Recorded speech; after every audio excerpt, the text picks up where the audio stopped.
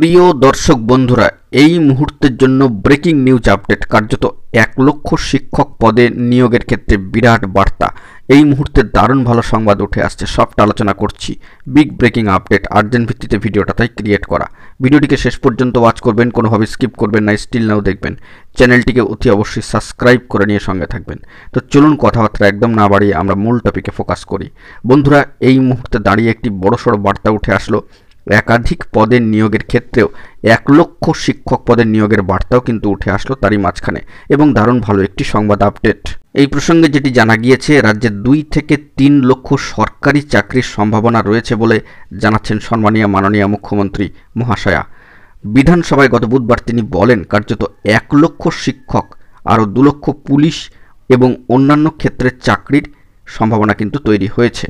তো চাকরি তৈরি হয়েছে এই মর্মে বার্তা উঠে আসছে। সেখানে 1 লক্ষ শিক্ষক, আরও 2 লক্ষ পুলিশ ও অন্যান্য ক্ষেত্রে চাকরি তৈরি হয়েছে।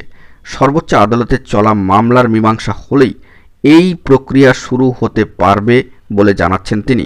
অত্যন্ত গুরুত্বপূর্ণ একটি বার্তা। তো সর্বোচ্চ ন্যায়ালয় সুপ্রিম কোর্টে ওবিসি সার্টিফিকেট বাতিল মূল মামলা চলছে।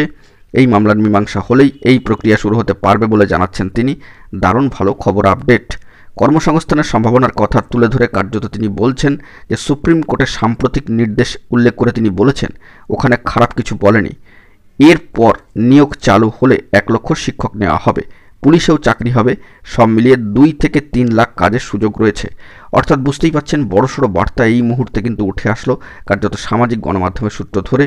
দারুণ ভালো খবর, যেখানে কিন্তু 1 লক্ষ শিক্ষক নেওয়া হবে।